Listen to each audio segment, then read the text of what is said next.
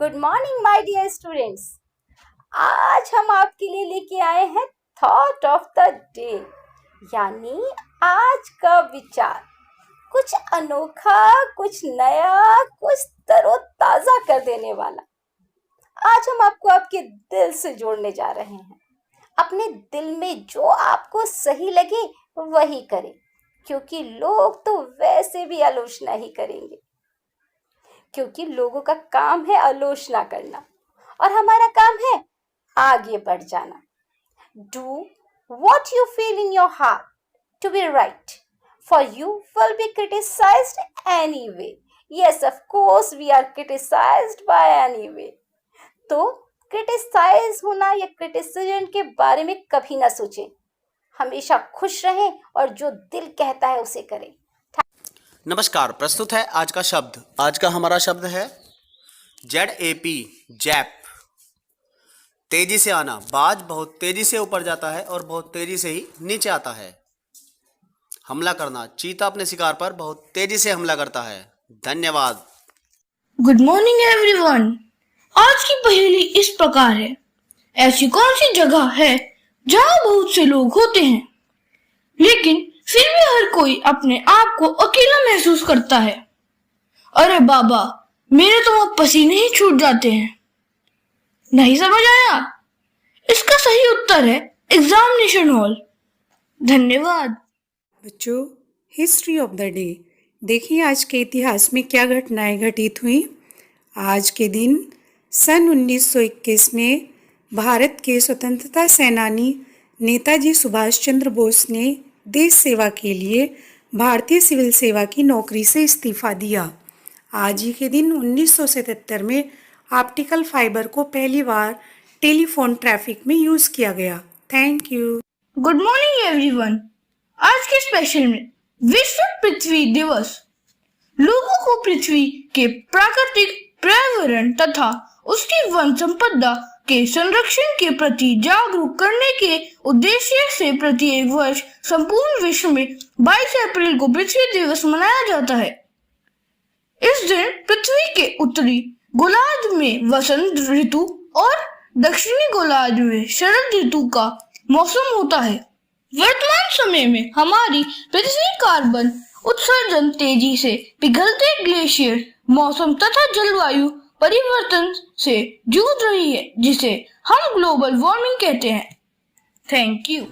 नमस्कार। मिशन अभ्युदय प्रार्थना सभा के अंतर्गत क्विज ऑफ द डे में प्रमुख शहर उनके भौगोलिक नाम। रेडियो का शहर के नाम से नई दिल्ली को जाना जाता है। पर्वतों की रानी मसूरी को कहते हैं। भारत का प्रवेश द्वार मुंबई।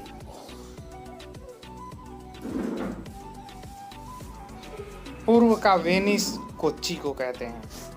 धन्यवाद। Good morning. आज के बाल गीत का शीर्षक है दुनिया कैसे बच पाएगी। तो आइए गाते हैं। नदी किनारे एक गांव है और नीम की घनी छाँव है। ऊपर कुछ पक्षी बैठे थे, दादाजी नीचे लेटे थे। नदी हुई बेहद पतली थी, सूख गई काया लगती थी। सोच रहे थे पक्षी सारे, बैठ नीम पर सांझ सकारे। अगर नहीं भू पर जल होगा, धरती का सोचो क्या होगा। यदि ये बंजर हो जाएगी, दुनिया कैसे बच पाएगी, दुनिया कैसे बच पाएगी। ओके बच्चों, have a good day. Thank you. नमस्कार बच्चों, आज 22 अप्रैल विश्व पृथ्वी दिवस पर मैं आपको एक बहुत ही अनोखी कहानी नाना जी का तोहफा सुनाती हूँ। उस दिन मेरा 11वां जन्मदिन था। मेरे माता पिता, बड़े भाई, मामा, चाचा आदि सबने मुझे तरह तरह के तोहफे दिए। किसी ने खिलौना, किसी ने किताब, किसी ने मिठाई। मुझे याद है उस दिन एक साइकिल और एक कैरम बोर्ड भी मिला था। पर सबसे विचित्र तोहफा मुझे मेरे नाना जी ने दिया। जानते हो वो क्या था? वह था एक पौधा। जिस तरह तुम लोगों को उस तोहफे का नाम सुनकर निराशा हुई, वैसे ही मुझे भी उस दिन विचित्र तोहफे को देखकर बड़ी निराशा हुई थी। दूसरे सब लोगों ने जो रंग बिरंगे, आकर्षक, कीमती तोहफे दिए थे, उसके सामने यह पौधा निश्चय ही फीका था। ना तो उसमें हम खेल सकते थे, ना उससे हम पढ़ सकते थे और ना ही खा सकते थे। मेरे नाना जी ने मेरी निराशा टाल ली।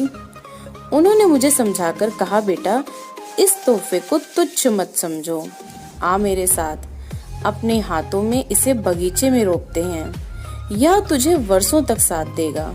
और वे मुझे अपने साथ बगीचे में ले गए और हमने उस पौधे को सावधानी से रोप दिया।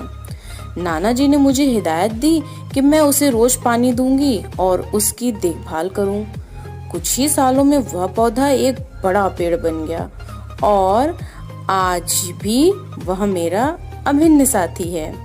जब भी मैं उसे देखती हूँ तो मुझे अपने नाना जी की याद आती है कि उन्होंने मुझे कितना उपयोगी और टिकाऊ तोहफा दिया।